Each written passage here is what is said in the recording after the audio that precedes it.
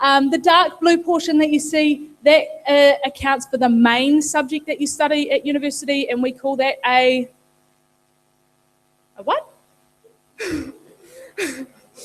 Okay, it begins with M, people. Major, okay. The grey portion is the secondary thing you study. We refer to that as a minor, okay? We're on to it, making sense. All right, I'm going to talk about the Bachelor of Arts. The Bachelor of Arts is the most common degree in New Zealand. Why? Because it's super flexible. You can actually study over 40 different subjects in an arts degree. So an arts degree really is about making sure that you have a broad range of things that you can study and whatever you want to go into. Now, the thing about the University of Canterbury that we're very well known for now is that we're the only uni in New Zealand that has a full internship program running. So in our second year, students can do group internships with businesses. In your final year and your third year, you can do an individual internship with businesses. Most people with an arts degree aren't entirely sure how their degree and what they've studied relates to the real world and a job, potentially. So we make sure that our students have a very clear idea about the skills that they've learnt while they're with us and how they can apply it to the real world. Kind of important so that eventually we all get a job, right? So these are the different subjects that you can study. If you were to study something like classical studies or art history, people are not really sure how they would apply that. Most people think, oh, teaching, but you could do an internship at the local museum, you could do an internship at the art gallery.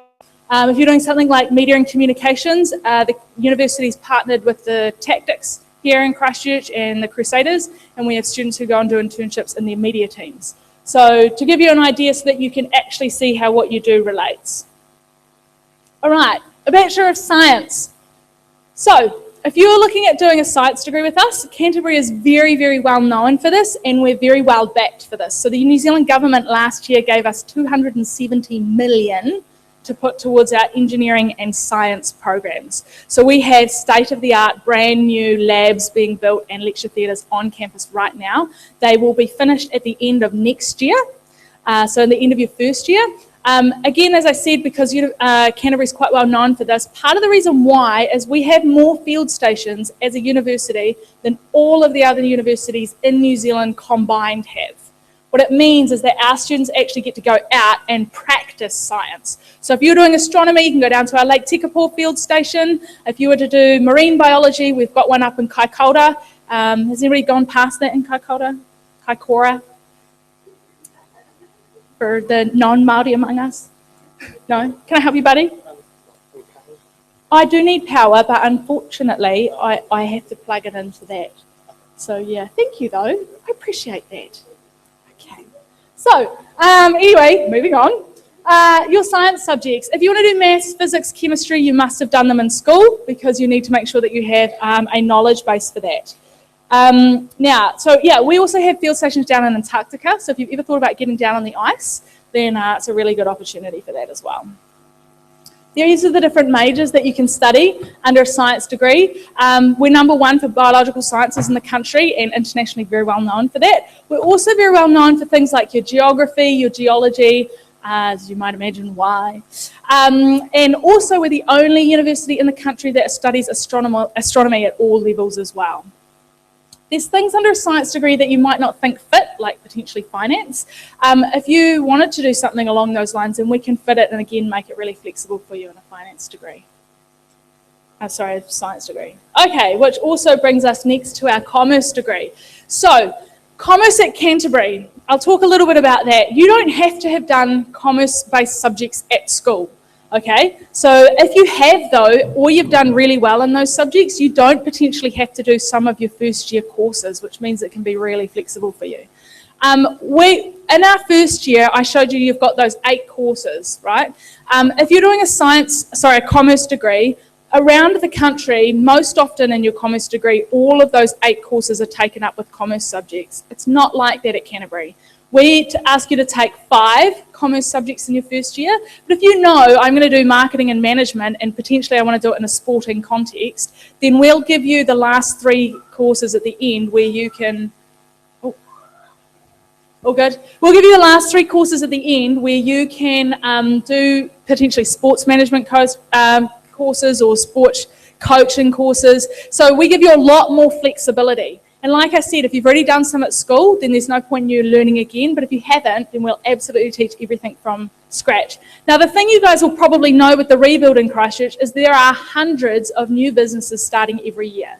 And a bunch of those are actually starting from our students out of our hatchery program. So over the summer, 15 to 30 students every year are getting paid opportunities to start their own businesses. We have a whole bunch of businesses around the Christchurch region, but also wider than that. We've got new businesses coming in asking for students to work on projects. So it's really important to us that you get hands-on experience while you're studying commerce with us. And it's these are the different majors you can do, but it's no more evident than when we have our entree program, which is run like a dragon's den. So you get, the winning team gets $75,000 to start their own business.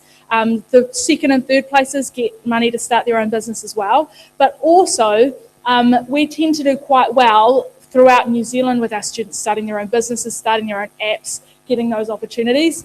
The New Zealand Reserve Bank take more than half of their students every year as graduates from the University of Canterbury. So you can get an idea of what the top institution in New Zealand thinks, especially when there are probably around 7 universities in New Zealand, and half of the graduates are coming from Canterbury. So there's definitely options for you if you wanted to go into commerce long term. Now, health sciences. I'm going to talk about health sciences, but I'm going to let you know straight off the bat, University of Canterbury doesn't do medicine or physio or nursing. That may sound very confusing. What is it that we do? So, the Bachelor of Health Sciences we do, a couple of years ago, the Ministry of Health came to the university and they said there's a ton of jobs in the industry that people aren't currently prepared for. We need to build a program with you around those job areas. So the best way to think about it is if I show you the majors, I can explain them a little bit more in depth. So environmental health is things that impact out in the environment on human health and why, and understanding that. If you're looking at psychology as a pathway into health, you can do it in a Bachelor of Health Sciences degree. Māori and Indigenous health, making sure that Māori are on par with non-Māori around New Zealand, and making sure that we can bring that up to par. So if you have a particular interest in that area, you can do that with us. Physical activity and health promotion, we've actually combined that with public health now. So, health education. So you can do health education, which is health in schools and things like that, but it's also a lot wider than that. So you guys have seen the live, work, play ads, right? No? Yeah? Well, I'm not going to sing it any more than that.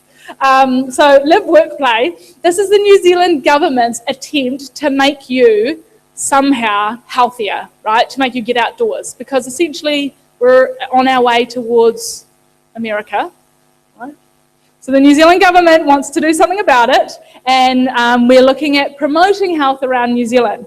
Okay, the last couple, public health and society and policy. It's all about people that do best practice for the doctors in hospitals, the district health board, making policy for it at government level. The best way to think about it is if you like health in school, and you know I'm probably not going to be a doctor or a nurse or something like that, but I really want to work in the health industry, then this is a great degree and it follows on very well from what you do at school. And you'd already have a pretty good idea of what the degree is about based on that. Right, University of Canterbury, yeah. Okay, I'm not going to play all these videos. I am so sorry. Look at all the stuff you're missing out on. Okay, specialist degrees. These are the specialist degrees. So this guy down here was actually right when he said forestry science. We do a real mature specialist degree. So I'm going to talk about all of the degrees that we do, and hopefully you get an idea of what you're interested in and what they're actually about. So forestry is first up. Forestry. We are New Zealand's only forestry school. Now, before you just nod off into whatever land, have a little bit of a think about this. If you like biology or you're into the outdoors or something like that, because I think this is actually one of the best degrees that the University of Canterbury does. Why? Because it's forestry. In New Zealand, forestry is actually the third largest industry. It is one of the biggest industries in the world. Our graduates come out with a 100% employment rate. Usually in their final year, by halfway through the year, they will have been offered a job by one or more firms. They come out on 10K higher on average than every other graduate that we have. They often do their practical work experience during their summers in places like Canada, Australia, all over the world, Asia. There are heaps of excellent career opportunities. The guy who was in charge of the World Agricultural Organization until 2012 had this degree from us. That's essentially the top job in the world. Why? Because we can't get enough people into the forestry industry. If you know that you like biology and you want to work in forestry, it deals with a whole bunch of things from land management to the actual tree growth to understanding the machinery. We have students in their first couple of years out working on multi-million-dollar land management deals. Because we don't have enough people in the industry going in from our school, we have firms from around New Zealand who pay students all of their fees for the entirety of the degree. So if you have any kind of inkling towards this stuff, I can guarantee you close to half of the students in this school are on significant scholarships, and there is heaps of opportunity internationally for you in this one, which is funny because it's forestry. So it's not just cutting down trees. Okay, anybody interested in music? You have to put your hand up because I can't see you. Maybe. We've got a 1.5 people interested. Okay, so we do a few different pathways for this: performance music, new music, and music culture. If you want to do performance music, you must do an audition, and that happens in around November. If you want to do new music, things like musical composition, then of course you actually have to submit a portfolio of work as well. But new music is a lot wider than most people think. So you're looking at digital technologies as well. Most people think, oh, digital recording, yeah, bands, and I do all the mixing and whatever. But it goes a lot wider than that. We do things like, when you see movie trailers and you see everything going on and you hear everything going on in the background, yeah, we have courses to actually teach all of that. And we've got things like your music culture. That's about music culture out in the industry. So you're looking at management, so we teach you the business side of music as well, but also community engagement. We have a whole bunch of performances around Canterbury and at the university. I think the music school puts on close to 200 performances a year. So if you're interested in performance music, there's heaps of performing time. We've had our entire revamp of this degree. Our new head of music is very busy. She's actually relatively amazing. And I think that it's because of all the new things that are going in and the people that she's getting connected with around Canterbury, around New Zealand and internationally, it's worthwhile considering. And I would definitely look at coming to the open day of the info evening to meet up with her and hear all the good things that are happening out of the music department. All right, fine arts. Anybody interested in fine arts? Okay, that's just a scratching my head. Anybody actually interested? Nice and high? Okay. Brilliant. So you can see the types of things that we do in fine arts, and the cool thing about our fine arts degree is that every student from their second year on gets their own studio space. So you can actually go in and walk around and see everybody's spaces and what everybody's working on. I have a friend who's currently in her 4th year now of a fine arts degree. She's been given 3 buildings in town to put artwork out up on. She's not the only one. This chick here, apparently Rachel, she's been given a massive building in town to put her artwork on. So the good thing about our students is we're actually getting our work out into the community. The Christchurch City Council with the rebuild, not this summer, because I wasn't around then, last summer apparently took close to half of our fine arts students and employed them. So fine arts students are getting jobs. Woo! And that's probably a little bit different out of us. But the thing about our degree is that it all comes from you. So we don't say you must do this sort of stuff. You get to work on the projects you want to do, and you will learn all the skills that you need during those projects. All right, Bachelor of Laws. Anybody interested in law? The law, yes. Okay, so the thing about law is it's actually the same wherever you go for the first 2 years. Whoops. Sorry about that. No leaning over. Okay, so the thing about law is it's the same wherever you go for the first 2 years. So I'm going to tell you what makes Canterbury different. And I know this for sure because I actually have a law degree myself. So the thing that makes Canterbury different is we are the only law school in the country that requires that you have 100 hours of legal practice before you graduate. It's extremely difficult as a law student to get any kind of practice, usually. So when I talk about legal practice, anybody seen the Tainapora case? The judgment came out last week. It's been really big in the news, people. One person, okay. Rape and murder for 22 years, he's been in prison. Ringing bells?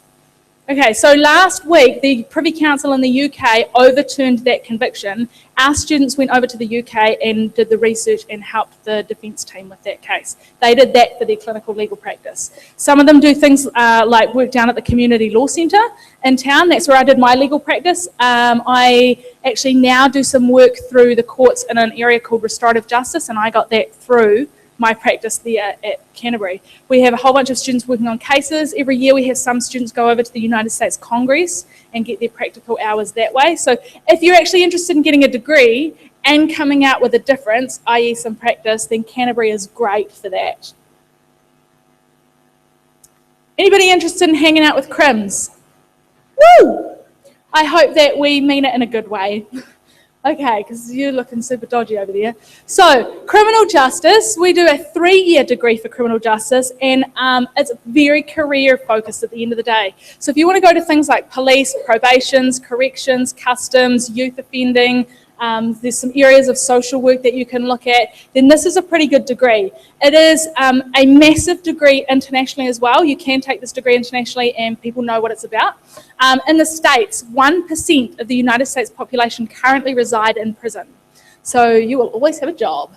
And unfortunately people will always offend, so yeah, you will always have a job. The cool thing about this though is that you do the studies of criminology, sociology, which is like group behaviour, psychology, individual behaviour, but they do things like handwriting analysis, they do fingerprint analysis, so kind of a lot of that CSI stuff as well.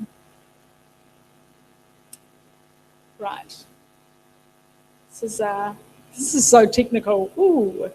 Technical. Speech and language pathology. Anybody know what speech and language pathology is about? Oh, I see a hand. This is kind of cool. So speech and language with us, it's about anybody who's acquired a speech problem. So you're thinking things like strokes, maybe car accidents, or people who haven't actually gained speech properly in life, which I like this one because you get to do Kiwi kids with speech problems. And you get to help them out in life. So you became a fully qualified therapist. You can do your practice in and around New Zealand. You can do your practice internationally as well for this during your years of study. This is quite a competitive degree, as is the law degree. Between those two degrees, you generally need a B to a B+ average in your first year to guarantee yourself a spot in second year. So the best way that you can prepare for that is actually to do well in school. Yay! Study hard. Okay, social work. Anybody interested in helping people? Woo. 5 of you. Shame on the rest of us. Okay, so a social work qualification is 4 years, and that's actually by law now in New Zealand, you must have a 4-year qualification. So that's something that you need to look at in case anybody's still offering the 3-year ones. It is basically a whole bunch of different things, but you really need to make sure that you can connect with people because it is about people at the end of the day and it is about people in vulnerable situations. You're getting closer to me. Oh, well, it's probably going to go flat, but I'm probably not going to be able to set it up. So thank you. Cool. Okay, social work. So like I said, this one here, it's a 4-year qualification. Internationally, you can take this degree to places like the UK, Australia, and a lot of our students do. So he has been very helpful, and I feel a bit bad. And if this dies, I feel even worse. Okay, teaching. Anybody want to be a teacher? Okay, now, the thing about a teaching degree is that if you want to do primary school teaching or early childhood, then you need to do a separate application. I see that hand. Okay, so the separate application means that you have to spend time this year with kids because we want to see that you've spent time with them and you still like them. And that is probably the thing that's going to make our graduates a little bit different because we really work hard to make sure that we have students who like kids because they make the best teachers. We can teach them the curriculum, we can teach them child development, we can teach them all that sort of stuff. But the thing that really sets teachers apart is people who really care. So if you do care, then definitely teaching could be a good avenue. You do need to have an application and somebody from your school writes a reference. Now, I would find out who wrote that reference and be particularly nice to them, because your teachers, I have found out, are really honest. So when it comes to those references, I hope you've been really nice and you would figure out who it is that writes that reference, and they're going to get you into the program. There we go. What type of coffee does Miss Malcolm like? You'll know. Okay, unless you want to be a PE teacher. Now, if you want to be a PE teacher or a secondary school teacher, you need to do the degree in the area that you would like to teach in. Okay, and then after you've done that degree, then you do a 1-year graduate diploma to teach what we just taught you. So if you want to do your physical education, though, it is a whole degree in and of itself, which is a little bit different. You can do a secondary teaching subject as well with it. And it's definitely much more of a generalist. And it's quite different from doing something like your sports coaching. So the difference between PE teaching and sports coaching, the best way to think about it is the difference between your PE teacher and your sports coach. One knows a lot about their curriculum, one knows a lot about general stuff, they're trying to look a lot wider. Your sports coach is often a specialist. Now, we do a 3-year specialist sports coaching degree. We only take a limited number every year, and that's to guarantee that our students get jobs in the industry afterwards. But we teach you a lot wider than just sports coaching. We teach you about team management, we teach you about sporting bodies in the industry, we teach you about the biomechanics, performance analysis, strength and conditioning. So you learn all of that kind of stuff, and there is a large proportion also of your coaching. All right, I feel like I've talked a lot about degrees, and we've come to the end of the degree portion. So I'm happy to talk also at the end, because I'm not going to take questions just because there's a large group and I'm sure you're eager to ask all those questions. So you can come and have a chat with me about the degrees afterwards. You would be surprised, a local university, the University of Canterbury, actually does quite well within New Zealand and on an international scale. And a lot of those degrees are internationally recognised. So you're really lucky, I suppose, with the calibre of the university that is nearby. I feel like I missed the engineering degree. Okay. And all those wonderful, for a minute there we were going to end up with a flashlight. Okay. Bachelor of Engineering, I did miss one. And it actually comes on at a really nice time, because to give you an example of how well we're known, we actually, for engineering, ranked 19 out of more than 10,000 universities in the world. That puts us ahead of places like Cambridge University, Stanford University, a lot of Ivy League schools in the States, if you've heard of those ones. We're actually competing on an international scale. So what do you need for engineering from school? What subjects from school? Maths with calculus, yep. Physics, yep. Chemistry, okay. You need at least 18 calculus credits. You specifically need the credits in integration and differentiation, because they're the ones that pertain to engineering. You need at least 18 physics credits. You need at least 14 chemistry credits. I say at least, you probably want more. Or you want to do really well in the ones that you've done. Are you right down there, hun? Oh, good. Okay, it's funny because...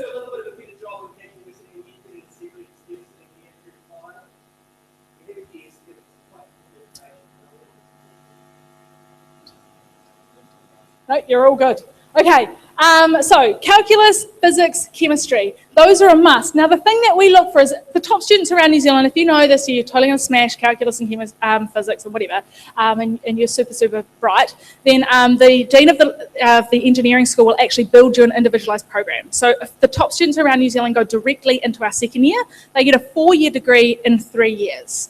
Now, but we need to look a lot wider than that, and there are some things that we look for that are really hard to test from school, and that's why we have the 18, 18, 14. If you know, I'm probably just going to get those credits. I'm going to be able to get my 18 in physics and calculus, and probably going to be able to get my chemistry credits. We're really into things like problem solving, so I'll give you a little bit of an example.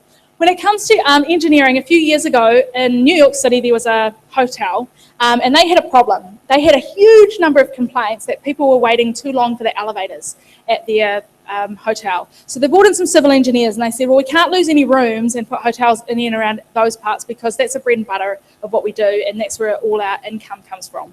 They said, being New York City, we can't also build on the outside of the building, because New York City, there's not enough space. as it is. So civil engineers went away and had a little bit of a think about it, and they came back and they said, we can fix your problem at about $30 per floor. And they were really interested to hear what that was. So what they put in actually on every single floor right next to the elevators was mirrors. Because when people are looking at themselves in the mirror, they don't realise how long time is passing by.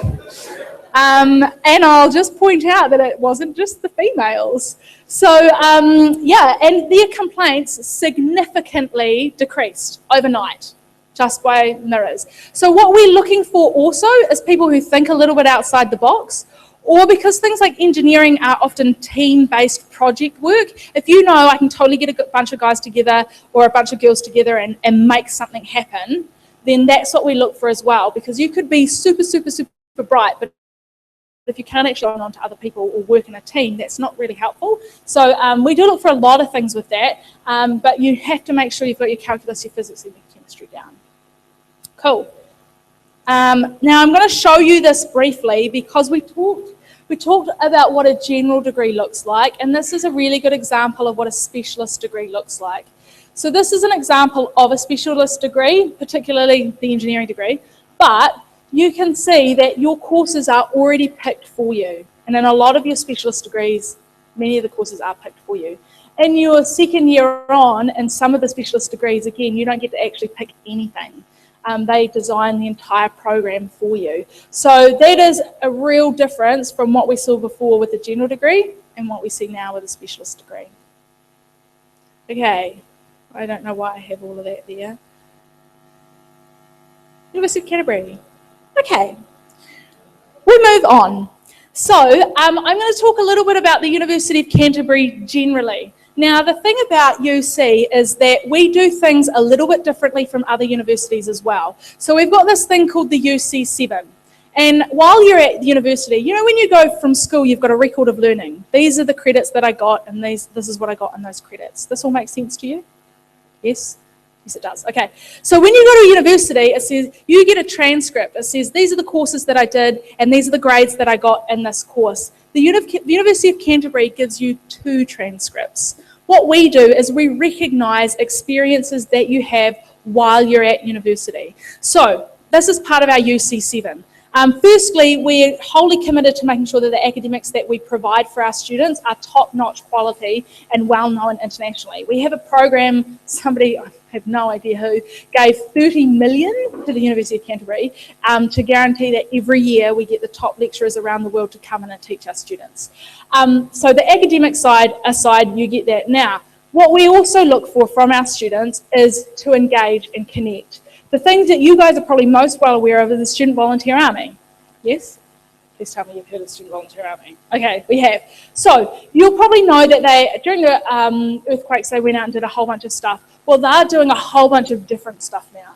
So they're involved with the Ministry of Awesome in town, if you guys have heard of it, Gap Filler. They do a whole bunch of projects in and around schools and in and around the Christchurch community. If you've spent some time with the Student Volunteer Army while you are studying at the University of Canterbury, we'll recognise that on a transcript as an experience that you had. As I talked a little bit through the degrees, you'll see that we have a large number of internship and work placement opportunities. 2 years ago, a third of our students were graduating with work placement and internship. At the end of last year, 40% of our graduates came out with that. At the end of this year, 50% of our graduates will come out with some sort of work placement, some sort of internship, so that they can see, 1, what they're studying relates to the real world and how, but 2, it's really good for connecting and networking in the business industry. And we'll recognise that on a transcript so that you can come out with your degree and with something to say, I practiced the profession I'm going into.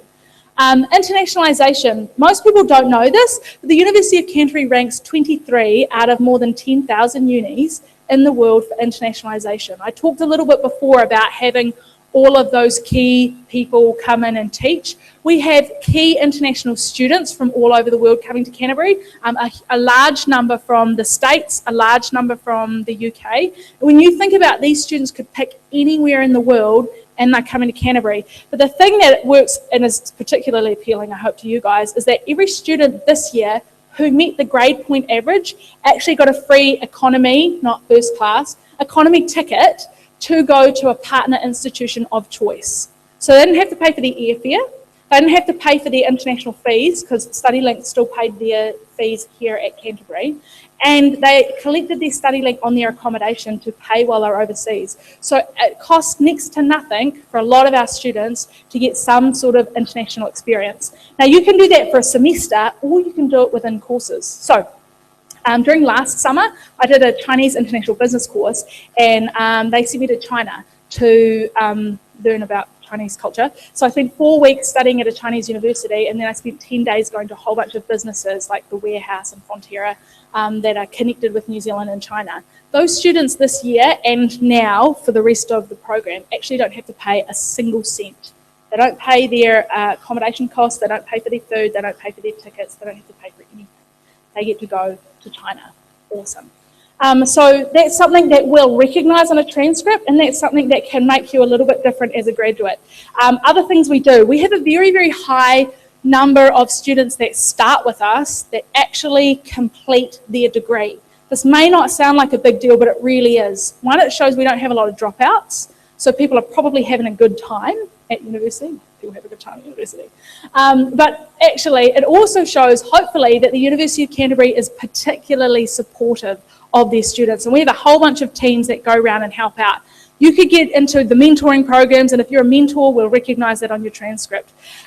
We also have a whole bunch of bicultural stuff built into your programs, or you can have experiences in it if you did something like a noho marae. Because in New Zealand, obviously, Māori have, and the Indigenous here in New Zealand, have a particular way of relating to the government, and there's a particular way that we relate to them. So it's important to learn the New Zealand context because you're in New Zealand. But the good thing about understanding the New Zealand context is most countries have an Indigenous population overseas. If you understand the New Zealand context and how we do it here, it's really helpful for bringing it overseas. Again, we'll recognise that on your transcript. The last one is if you're actively involved, and you'll be actively involved, you will show that on your transcript as well. So all the clubs, right? If you're involved in one of the 150 different clubs on campus, if you're the treasurer, if you're the president, something like that, we'll recognise that. So you could be treasurer of the Ninja Society and we'll recognise on a transcript.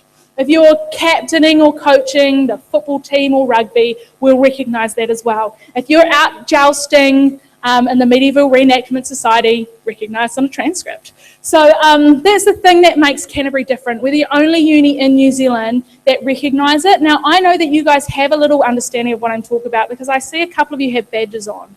So you're already involved in your school. When you leave school, or even when you're looking for a job now at KFC, I know KFC was hiring not that long ago in Rangiora. If you're out looking for a job, often you'll say, oh, I've been doing this, I've been doing that. The difference at Canterbury is we can recognise that in an official way and you can use that when you leave. So that makes us a little bit different. The thing that I'm going to talk about now is you saw what it takes to get into university. It's really good to know how much it costs to go to university. Anybody got an idea of how much it might cost for your fees? Give me a number. 16,000 in your first year. Well, I was going to say, if you're adding up, a hall of residence would cost you 16,000. So to stay on campus, if you guys want to live with us, why not? It's awesome.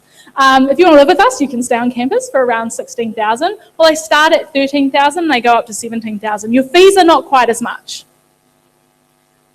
7, yeah. That's about right. So your fees are somewhere between 5,500 and 7,000 per year. StudyLink can cover that, but there's a whole bunch of great ways that you can cover it. Now, if someone had told me how scholarships worked before I started university, I probably wouldn't have paid for my university studies. I'm certainly not paying for any of my studies now. So the thing about scholarships is the University of Canterbury is paying you this year to do well in your NCEA results for level 2 and level 3, right? So we have the UC entrance scholarships. They are guaranteed scholarships. So if you get merit or excellence in your level 3, you will be guaranteed a scholarship. It's somewhere between $1,000 and $6,000, guaranteed. You don't have to apply for that. So if you got excellence at level 2 and you got excellence at level 3, you are guaranteed $6,000. If you didn't hit you achieved merit excellence last year, but you think you can push it up this year, you'll be in line for a scholarship as well. So you can go online and figure out, depending on how well you did, what the combinations are and where you think you're going to land and how much you'll be eligible for. They're essentially paying you this year to do well, so why not, right?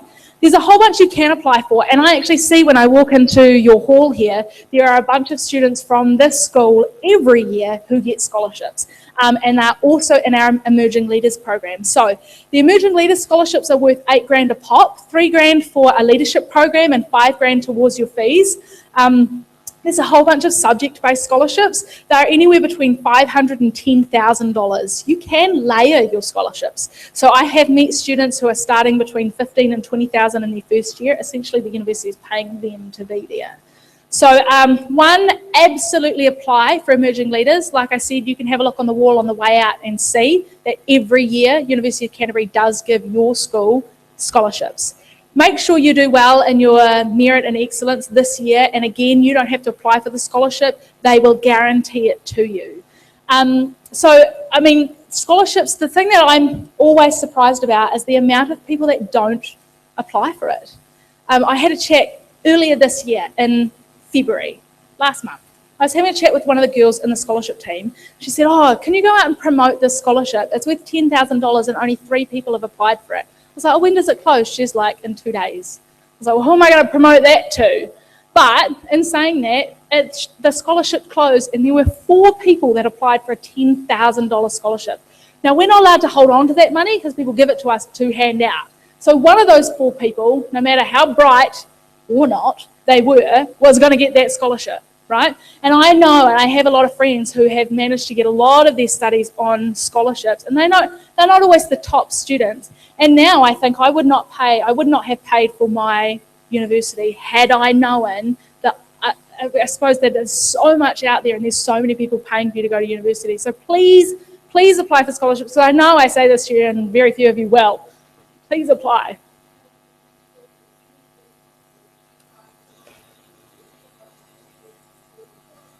Good.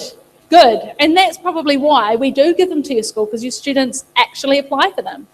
Okay, so I'm not going to talk too much about halls of residence because you guys live close enough to us. I think it's worth, close enough where you can still stay in a hall of residence, but I think you can actually come down and have a visit. Because you can do hall tours, I would want to double check where I was living and what the place was like. So while you've got this year at some stage, you can come on our open day. The open day is in the middle of the July school holidays. If you can't come on open day for some other reason, we can organise a campus and a hall tour. I would check out what they're like for myself because it's close enough nearby. You did find out a minute ago about how much they cost though. So I would definitely make sure this year you're figuring out your plan for paying for your hall of residence at the beginning of the year, because a lot of halls of residence, they want you to pay in instalments. StudyLink don't pay in instalments. They don't do accommodation like that. So before you even turn up to any university, most universities are going to ask for $4,000 before you've turned up. That's before all your scholarships come through. That's before any of your StudyLink money comes through. Usually that $4,000 is straight up. So you need to think about that this year. KFC's not looking so bad now. Just saying. Okay, so I've talked a little bit now about your scholarships, and again, if you've got any questions about that, come and chat with me. I'm not going to talk about your hall, you know why. I've talked about the degrees, and I've talked about admissions and finance, and I've also talked about what you see as a whole is about. Hopefully that gives you also an idea of the kind of students we're looking for, because those types of students that get involved, students that are really interested, students that are interested in going out and having a good time, those are the students that we look for, because those students are also looking out for other students. They're in teams, they're in clubs, they're getting involved, they're getting and connected with other people. If you're connected, you're going to have a good time at uni and you're going to do well at uni. And also you're going to do well in life, and you'll give the Canterbury University a very good name, and we'll shout that from the rooftops, right? So I've now got a whole bunch of books that you can... I'll hand them out to you. Would you mind just kind of smooth, real smooth? Okay, I'm going to walk over here and pretend that wasn't me. Because Cool. So I've got a whole bunch of books that you guys can take, and it's got a little bit of an intro for you. On the inside of this booklet, that somebody threw all over the floor, is a couple of dates for you guys. We have an information evening happening at the University of Canterbury on Wednesday the 13th of May at 6:30. That's a really good opportunity for you to bring your parents, bring your friends, and get some questions answers, hear from our lecturers, hear from the academics, hear from our accommodation department, hear from some students about what we get up to. And also, we've got the open day in here. So even if you're not interested in keeping the entire booklet, you can rip that off and put it on your fridge, something like that. I'm going to be back here at the end of the year to help you with your course plans. I've also got some stay in touch cards just down here. Like I talked about a minute ago, the university this year is interested in you making sure that you do well in your year 13. We will flick you reminders so that you don't have to remember for yourself about when scholarships are due, about when our open day is, about our UC info evening. If you want to fill out one of those, then we'll flick you those reminders so that you can focus on your studies this year. I'm going to hand these around so that you can all get one each. And what I'll do, because I feel a little bit stank that you got a substandard presentation and there were no videos, for any student who fills out one of these, they can keep the pen that they fill it out with, and I'll put the pens up the front. Can you take one and pass it on? Yeah.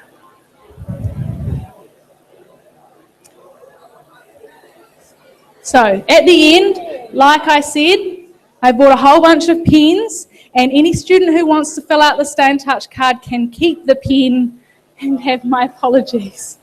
Also, how great did my iPhone actually work? Anybody seen that? That's my first time. Thank you.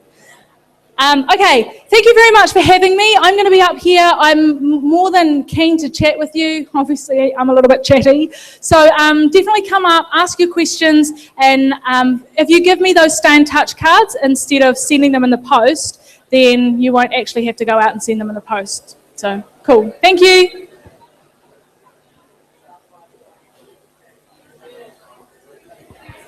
Okay. Thank you. What was the issue with the iPhone and stuff? I don't understand. No, my iPad broke. Oh no. I'm like literally on my way here.